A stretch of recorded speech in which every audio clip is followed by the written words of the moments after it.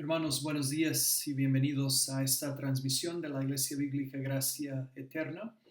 Eh, quería comenzar diciéndoles que hoy estamos tratando algo nuevo.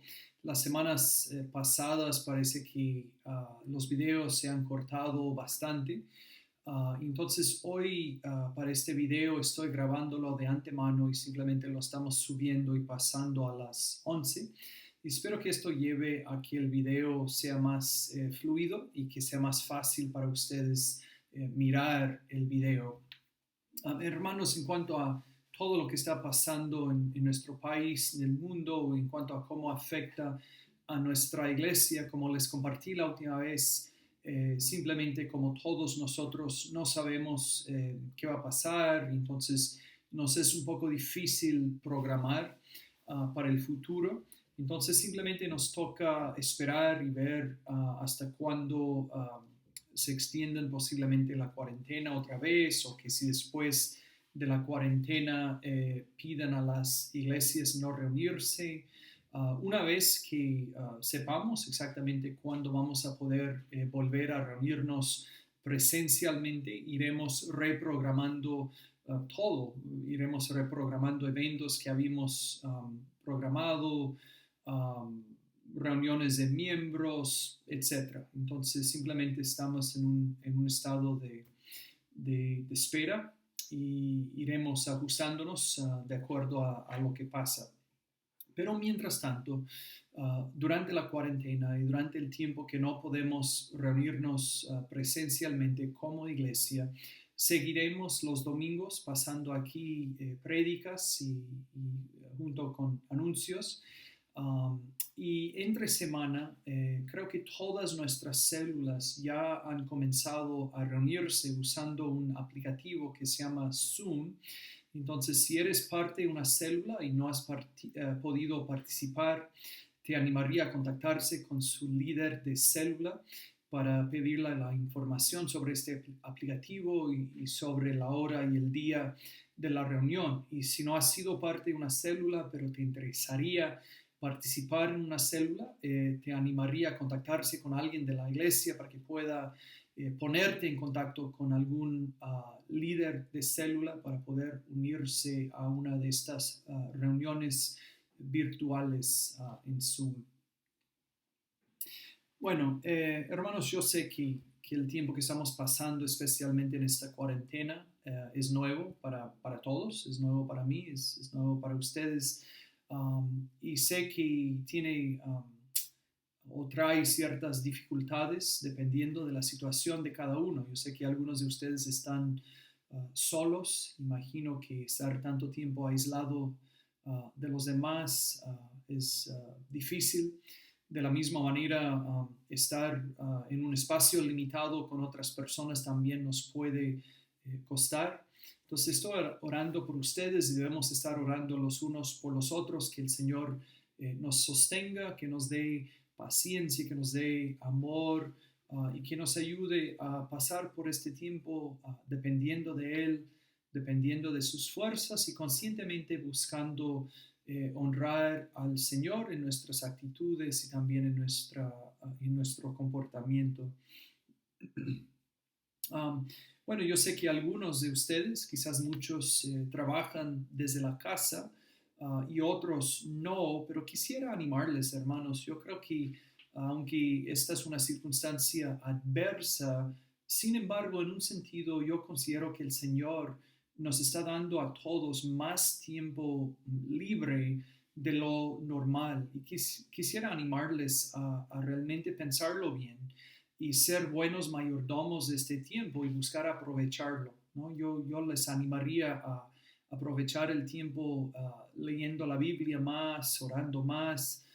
Si estás con tu familia, pasando tiempo en cultos familiares, leyendo quizás libros cristianos que hayas comprado pero que no hayas podido leer, viendo sermones y otros recursos y enseñanzas cristianas en internet. Entonces te animaría a realmente buscar ser un buen mayordomo del tiempo libre que tienes ahora, quizás más de lo que has tenido en otros momentos. También, hermanos, entendemos que uno de los medios de la gracia que Dios nos da para vivir la vida cristiana precisamente es la iglesia local. Somos nosotros, los unos que edificamos a los otros y que ministramos los unos a los otros.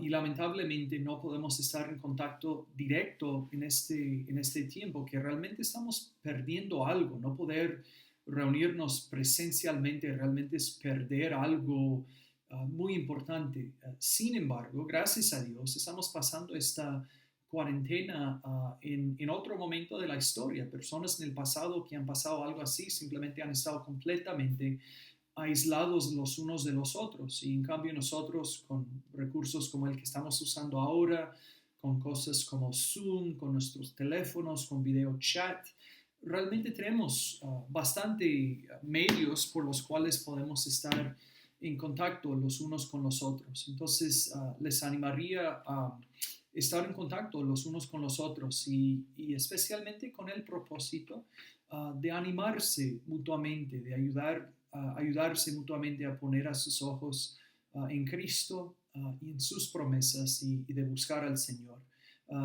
Digo otra vez, si eres parte de una célula y sientes necesidad de ayuda espiritual, te animaría a contactarse con el líder de su célula.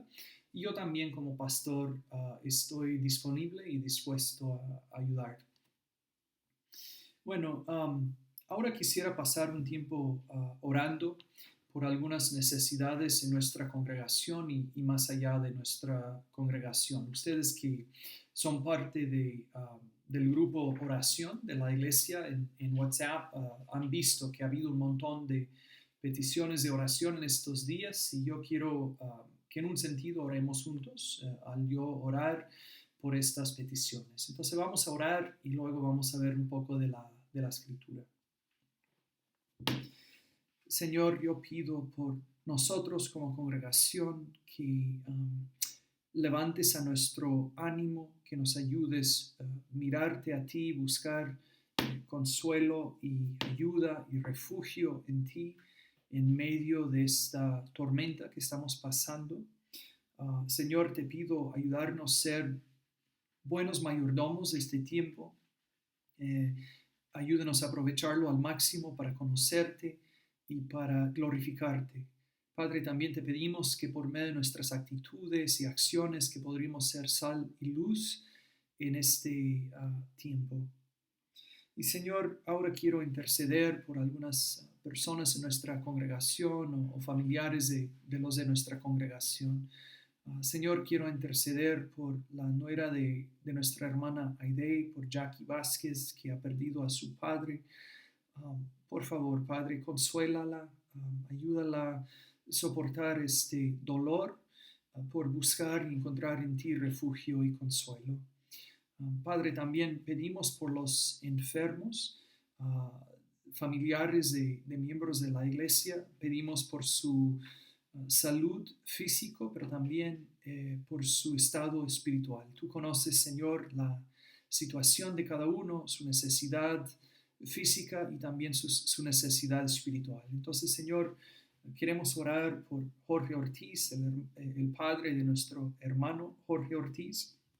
Queremos orar por la madre de nuestro hermano Renzo Ruiz, por la madre de nuestro hermano Paco Laus, por el amigo de nuestro hermano Luis García, que se encuentra hospitalizado. Oramos por el hijo de nuestros hermanos David y Berta Barnes. Oramos por la abuela de nuestra hermana Antonieta, por los hermanos Eduardo y Gloria, por su salud, y por nuestro hermano Franco Granja, que siga sanándole y restaurándole a él. Padre, tú conoces cada situación. Te pedimos sanar, pero también obrar espiritualmente en la vida de cada uno, en y por medio de lo que están pasando. Ahora, Padre, pedimos que nos hables por medio de tu palabra. Queremos escuchar con fe y con la intención de ser hacedores de esta palabra. Por favor, Padre, úsala para convencernos, para instruirnos, para edificarnos y para animarnos. Te lo pedimos en nombre de Cristo. Amén. Amén. Hermanos, ahora quiero que veamos a Colosenses 1, de 1 a 8, y voy a leer el texto para comenzar. Dice: Pablo, apóstol de Jesucristo por la voluntad de Dios, y el hermano Timoteo, a los santos y fieles hermanos en Cristo que están en Colosas, gracia y paz sean a vosotros, de Dios nuestro Padre y del Señor Jesucristo.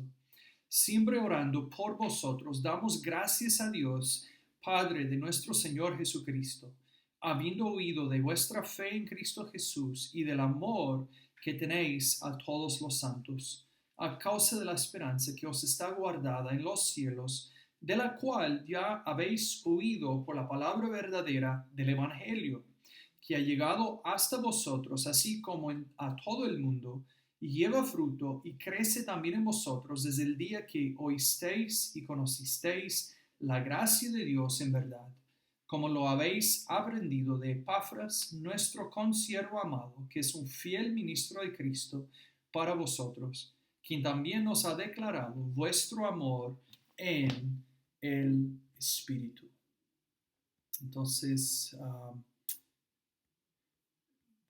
a ver, un momento.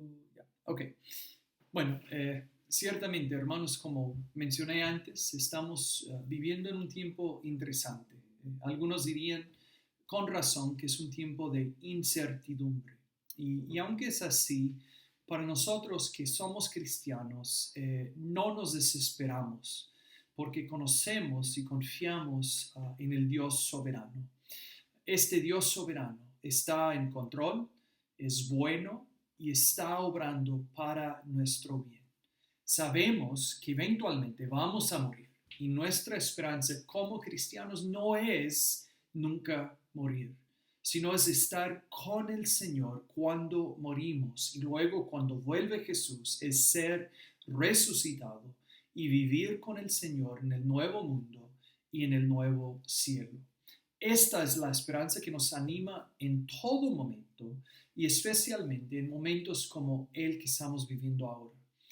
Bueno, hace 2 semanas yo compartí del libro de Colosenses 3, de 1 a 4, y luego la semana pasada el hermano Jorge también compartió del libro de Colosenses. Entonces decidí seguir en el libro de Colosenses esta semana y quiero compartirles este texto, capítulo 1, de 1 a 8.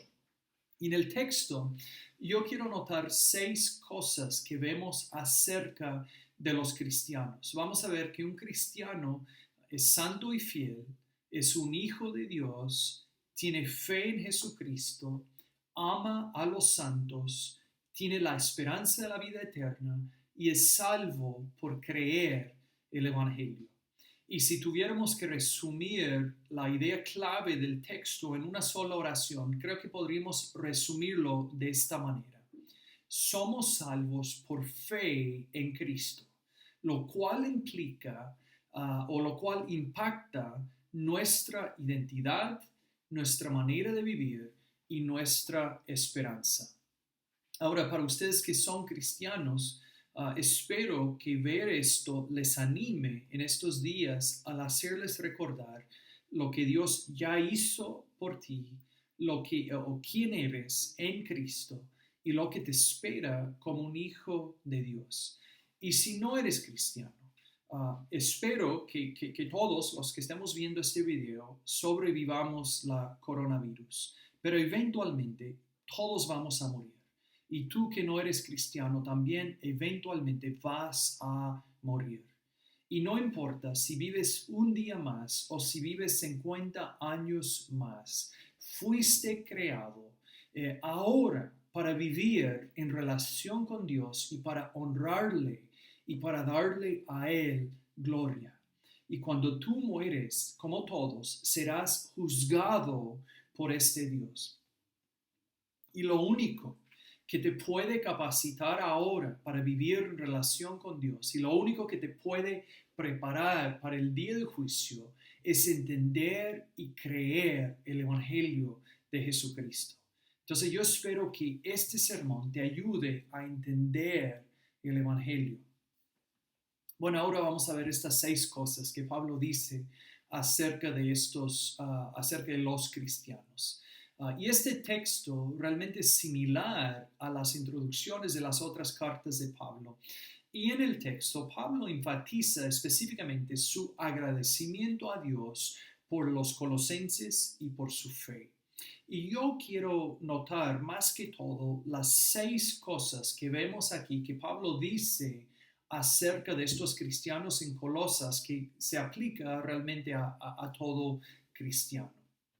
Entonces lo primero que vemos en versículo 2 es que un cristiano es santo y fiel. En versículo 2 Pablo se dirige a los santos y fieles hermanos. Entonces lo primero que vemos acerca de los cristianos es que son santos. Ahora, ¿qué quiere decir esto?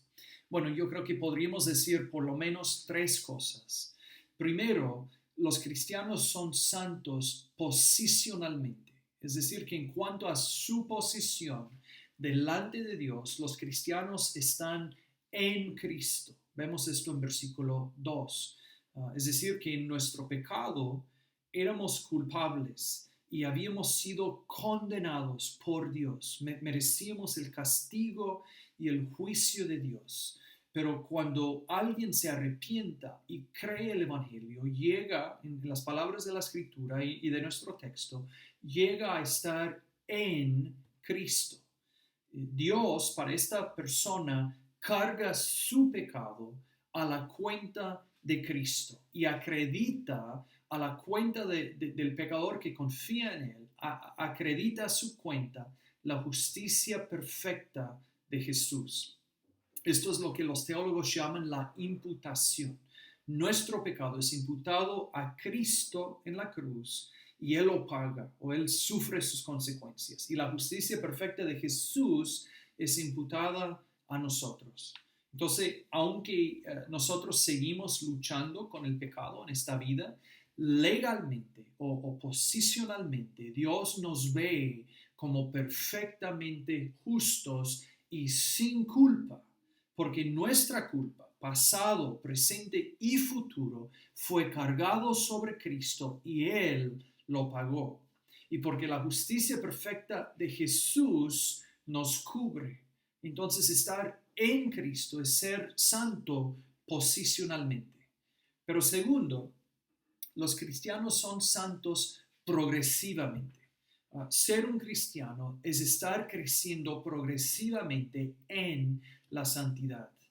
Aunque nunca lograremos santificación perfecta en esta vida, sin embargo, Dios comienza en el creyente el proceso de santificación, de ser hecho santo.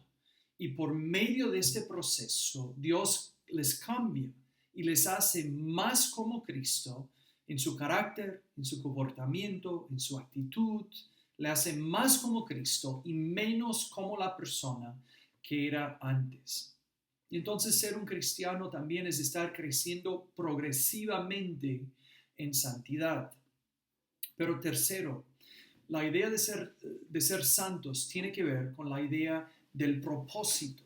Ser santo es ser separado para un propósito fijo. La palabra santo se refiere a esta idea de separación del pecado y la maldad.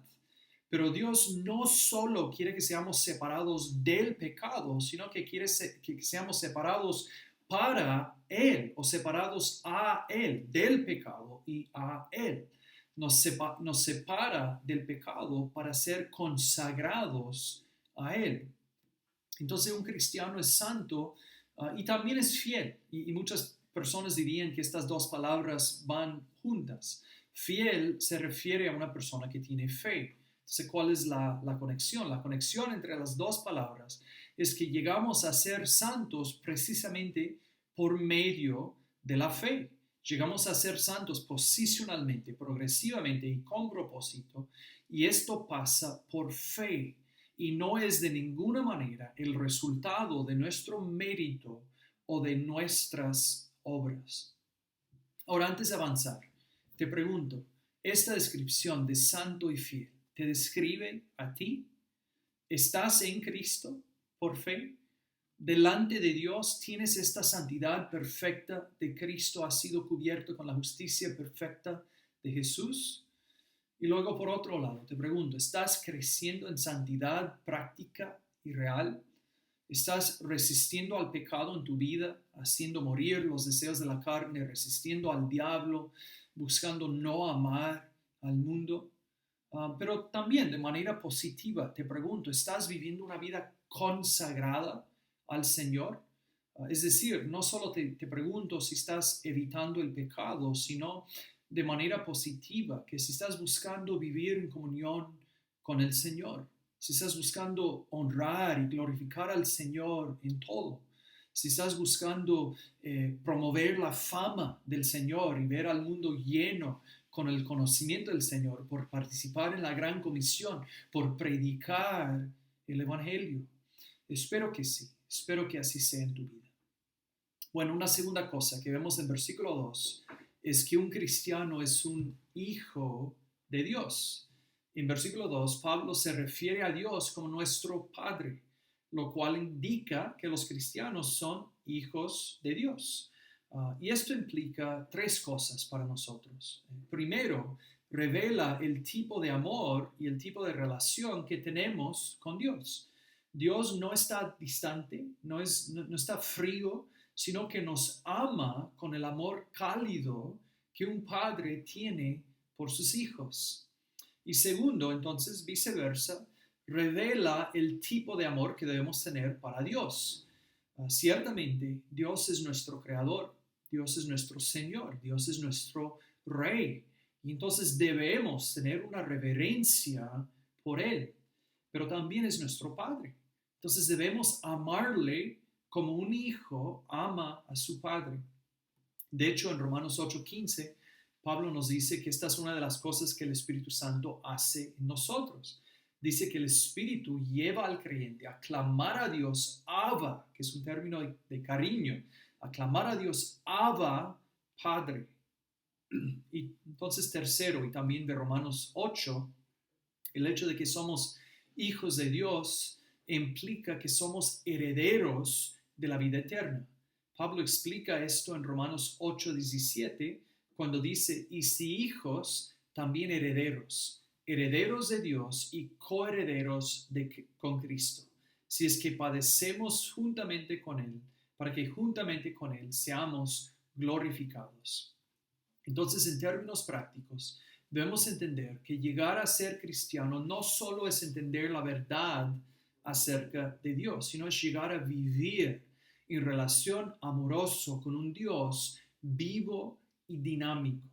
Dios no solo es un concepto abstracto, sino es vivo y dinámico y nos llama a vivir en relación con Él. En términos muy prácticos, entre otras cosas, hacemos esto por leer la Biblia. Y cuando leemos la Biblia, no simplemente estamos buscando adquirir información, estamos buscando conocer este Dios que nos ha salvado, que ahora vive en nosotros y ahora nos llama a vivir en relación con sí mismo. Y también lo hacemos por acercarnos a Él en la adoración, en la oración y pasar tiempo en su presencia. Disfrutando ahora esta presencia que conoceremos con más plenitud en la eternidad.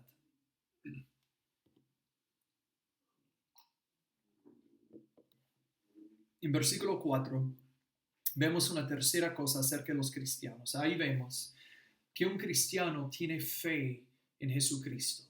En versículos 3 y 4 Pablo agradece a Dios porque ha oído de la fe de los colosenses, la fe que ellos tienen en Cristo. Él ha oído esto porque entendemos que Pablo no fundó la iglesia en Colosas y no ha conocido personalmente a estos cristianos, pero ha oído de su fe. Ahora, hay tres distinciones importantes que debemos entender aquí acerca de la idea de que un cristiano tiene fe en Jesucristo. Primero, debemos entender que la fe que salva es más que una aceptación intelectual. Ahora, la fe que salva ciertamente incluye la aceptación intelectual, incluye el aceptar los datos históricos del Evangelio. Incluye creer en la encarnación, la vida perfecta, la muerte sacrificial como sustituto, la sepultura, la resurrección y la ascensión de Jesús. Incluye esto, pero incluye más que esto. Entendemos en Santiago 2:19 que existe un tipo de fe que tienen los demonios, que incluye aceptación intelectual, pero que no es una fe que salva. Entonces, la fe que salva incluye el concepto de la confianza, incluye el aceptar delante de Dios que tú eres culpable, que tú eres perdido, que eres inconverso, y aceptar que tu única esperanza no está en ti, sino que se encuentra únicamente en Jesucristo. E implica rechazar a tu confianza en cualquier otra cosa, tu confianza en ti mismo, en tu religión, en tus buenas obras, y de poner a tu confianza entera en Jesús para la salvación. Y esto lleva entonces a otra distinción. Segundo, debemos entender lo que significa tener fe. Cuando yo converso con las personas, encuentro que muchos realmente no lo tienen muy claro. Frecuentemente escucho a personas decir algo como esto, decir, bueno, hay que tener fe, o claro, es necesario la fe, hay que tener fe. Y con esto esencialmente muchos quieren decir que hay que confiar en Dios para que todo salga bien. Y está bien confiar en Dios para que todo salga bien. Si tienes problemas, ¿dónde más tenemos dónde recurrir sino a Dios? Entonces podemos acercarnos a Dios y pedir su ayuda en resolver problemas en nuestras vidas. Y como cristianos, ciertamente confiamos que Dios está en control y que Él está obrando en todo para nuestro bien. Entonces, en un sentido eterno, entendemos que sí, las cosas terminarán bien para nosotros. Pero la fe que salva no es simplemente creer que Dios hará que todo salga bien, sino específicamente es confiar en Jesús por el perdón de los pecados. Esto entonces lleva a una tercera distinción. La fe que salva tiene un objeto muy específico y es Jesucristo. Creo que muchos tienen una fe genérica en Dios, pero la fe que salva, como hemos visto, incluye más que aceptación intelectual, sino también incluye confianza. Y esta confianza específicamente es para el perdón de los pecados, para ser reconciliados con Dios. La fe que salva no es simplemente confiar en Dios para tu salud, para tu trabajo, para tu familia, etc. No es una confianza vaga en Dios, sino es una confianza específica en Cristo. Es confiar en Él, en lo que hizo para salvarte y reconciliarte con Dios. Entonces yo te pregunto, ¿has aceptado y creído los datos del Evangelio? Ciertamente esto es importante. Te pregunto, ¿has creído en la encarnación, en la vida perfecta, en la muerte sacrificial, en la resurrección, en la ascensión de Jesús? Es importante creerlo. Pero más allá de creer, de simplemente creer en la historicidad de estas cosas, te pregunto, ¿has confiado en Jesús para tu salvación? Más que una confianza general en un Dios genérico, has confiado en Jesucristo para el perdón de tus pecados. Espero que sí. Y si no, te animo a arrepentirte y a creer mientras tengas tiempo. Bueno, ahora en versículos 4 y 8 vemos una cuarta cosa acerca de los cristianos. Vemos que un cristiano ama a los santos. En versículo 4, Pablo dice que ha oído del amor que los colosenses tienen a todos los santos, es decir, para todos los cristianos. En versículos 7 y 8 dice que Epafras le ha dicho acerca de su amor en el Espíritu, es decir,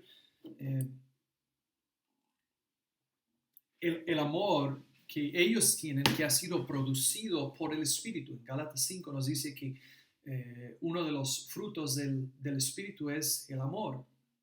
Juan también menciona esto como una evidencia o una característica de un cristiano. En 1 de Juan 3:14 él dice, nosotros sabemos que hemos pasado de muerte a vida en que amamos a los hermanos. El que no ama a su hermano permanece en muerte. En 1 Juan 3:18, Juan aclara que este amor no debe ser solo con palabras, sino también con hechos, o sea, de hecho, él dice. Y bueno, en 1 Juan 2, de 9 a 11, él dice enfáticamente que si uno dice ser creyente, pero odia a su hermano, está en la oscuridad todavía, es decir, que no es salvo, que una evidencia de la salvación es amar y que odiar a otros hermanos o a cristianos es una evidencia que alguien no ha sido salvo. Bueno, vemos esta idea de que la salvación produce amor, vemos esta idea confirmada en los creyentes en Colosas. Una de las maneras que Pablo sabe que su fe es real es porque él ha oído que la fe que ellos profesan ha llevado a un amor genuino los unos por los otros. Ahora, si tú profesas fe en Cristo, te pregunto, ¿ves esta evidencia en tu vida? ¿Encuentras en tu corazón un verdadero amor por tus hermanos, un deseo para su bien? ¿Encuentras que este deseo te lleva a hechos prácticos? ¿Te lleva a ser misericordioso? ¿Te lleva a querer ayudar? ¿Te lleva a querer perdonar? ¿Te lleva a ser paciente? ¿Te lleva a querer ser reconciliado cuando haya habido conflictos con hermanos? Espero que sí. Bueno, luego, una quinta cosa que vemos acerca de los cristianos es que un cristiano tiene la esperanza de la vida eterna. Vemos esto en versículo 5. Pablo menciona la esperanza que os está guardada en los cielos, de la cual ya habéis oído por la palabra verdadera del Evangelio.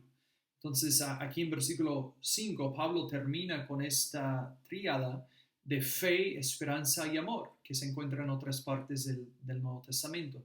Él dice que los colosenses tienen la esperanza de la vida eterna, lo cual motiva a su fe continua y su amor los unos por los otros. Y yo aquí solo quiero mencionar dos cosas acerca del hecho de que los cristianos tienen la esperanza de la vida eterna. Primero, la vida eterna es nuestra verdadera esperanza y no salud, riqueza, una vida libre de dificultad, como dicen los predicadores de prosperidad. Es probable que vayamos a sufrir mucho en esta vida. De hecho, muchos están sufriendo ahora y podrían sufrir más. Algunos de ustedes que están viendo este video están sufriendo ahora. Entonces, nuestra esperanza no está en una vida suave, sino que está en comunión con Dios ahora y en vida eterna con Dios en el futuro. Bueno, segundo, la esperanza de la vida eterna debe impactar nuestra manera de vivir ahora. Eventualmente, en nuestras células volveremos a nuestro estudio de Tito 2 y veremos en 2:11 a 13 que la segunda venida de Jesús es nuestra bendita esperanza y que debemos vivir en anticipación de ella. En otras palabras, si no éramos cristianos, si solo tuviéramos esperanza en esta vida, invertiríamos toda nuestra energía y todos nuestros esfuerzos en asegurar una vida cómoda ahora. Pero dado que tenemos la esperanza de la vida eterna, debemos buscar vivir a la luz de la eternidad.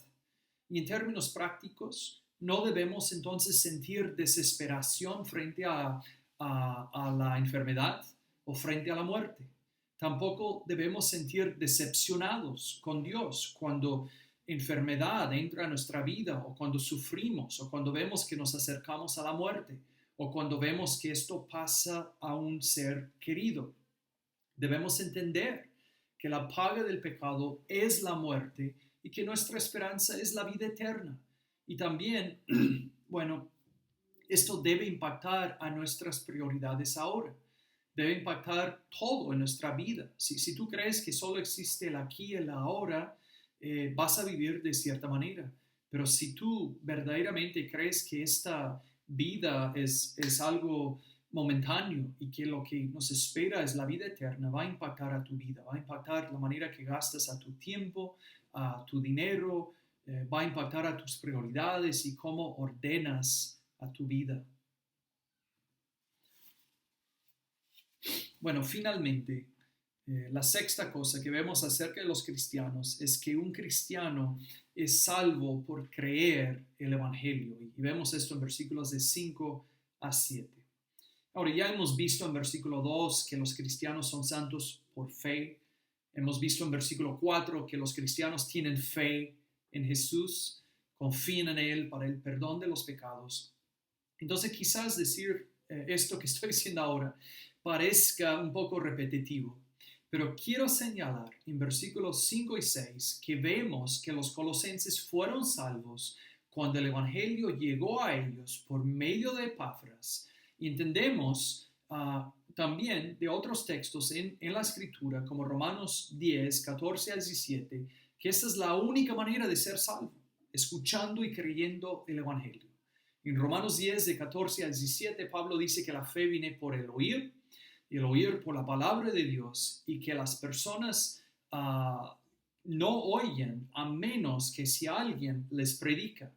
Entonces debemos tenerlo claro, que una persona necesita escuchar el Evangelio para ser salvo. Debes entender esto para ti mismo. Si nunca has entendido y has respondido al Evangelio con fe, no has sido salvo. Y si vas a ser salvo, debes entender y creer el Evangelio. Pero también debemos entender esto para poder aclararlo para otros. Tenemos que explicar a las personas que uno no llega a ser cristiano gradualmente o poco a poco.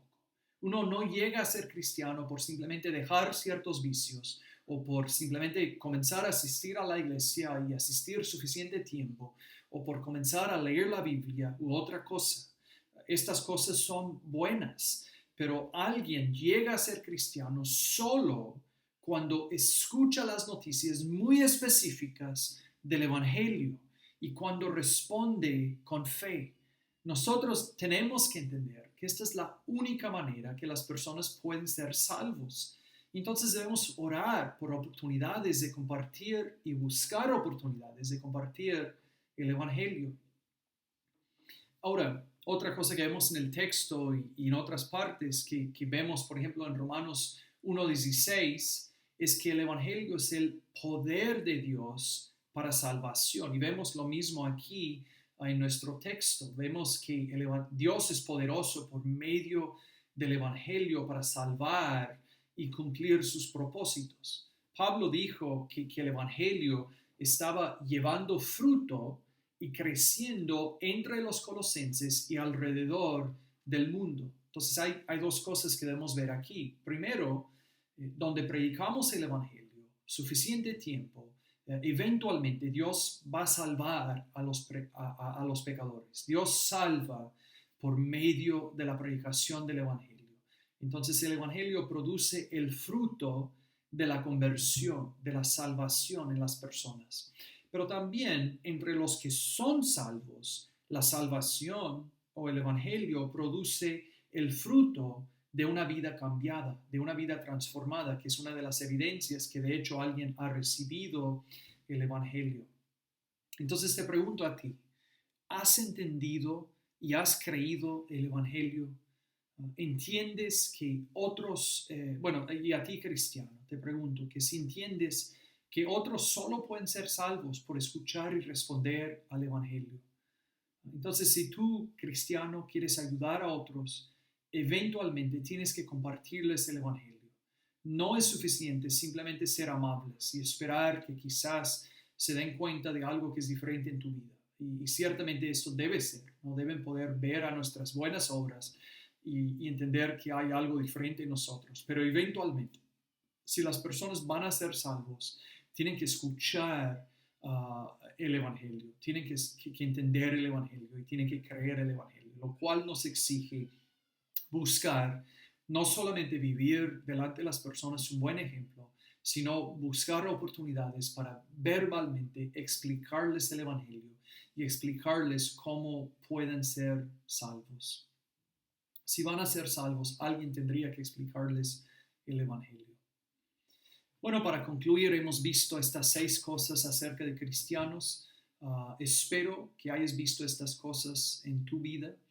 Si no, espero que hayas entendido entonces que necesitas ser salvo. Y espero que hayas entendido que puedes ser salvo por medio del Evangelio. Espero que te haya quedado claro, que entiendes que debes responder con arrepentimiento y fe, y que lo hagas, que te arrepientes y que creas el Evangelio. Y finalmente, cristiano, especialmente en este tiempo que estamos pasando, espero que el reflexionar en estas cosas te anima por recordarte lo que Dios ha hecho por ti en Cristo, quién eres en Cristo, y lo que te espera como un hijo de Dios en Cristo. Oremos. Señor, gracias por el Evangelio, por el cual nos salvas, por el cual nos das una nueva identidad, por el cual nos das esperanza ahora y esperanza de vida eterna. Padre, por favor, ayúdanos que te conocemos a poner a nuestros ojos en esta esperanza y a confiar en ti. Y a los que están escuchando que no te conocen, por favor, Padre, ten misericordia y salva. Te lo pido en nombre de Cristo. Amén. Amén, hermanos. Dios mediante, nos vemos la otra semana.